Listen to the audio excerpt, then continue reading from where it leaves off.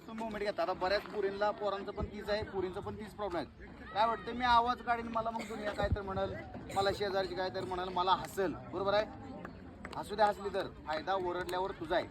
लक्षात घ्या, जी तुम्ही पोटात श्वास भरलाय ना, पोटात तुम्ही श्वास भरलाय तो तुम्हाला बाहेर काढायचा आहे. बाहेर काढताना तुमची ताकद पूर्ण लागणार आहे. जर पोटातला श्वास तुम्ही पूर्ण बाहेर काढला तर तुमची ताकद आपोआप वाढणार आहे. आलं लक्षात, पुढे गोळा जाण्यासाठी. त्यामुळे श्वास घेतला, समजा इथे श्वास भरला, तुम्ही श्वास भरला, गोळ्याच्या मुवमेंटला आला, गोळा टाकायचा तुम्हाला. त्यावेळेस काय करायचं आहे, झटक्यासोबत, तुमच्या ह्या गोळ्याच्या झटक्यासोबत तुमचा श्वास निघला पाहिजे. जर मागं सर, तुमच्या झटक्यासोबत. मग काय बघा आता पोझिशन त्या टाईपमध्ये तुम्हाला गोळा टाकायला. लक्षात ठेवा, आवाज निघाला की आपोआप अजून गोळा प्लस होते. आवाज निघाला की अजून वाढणार आहे. कळलं का? चला घ्या पुढची.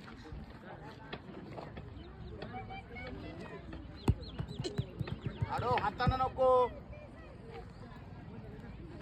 अर्जन.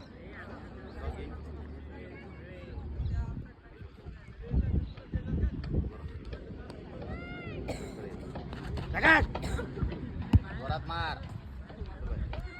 मला पुढची कोण आहे?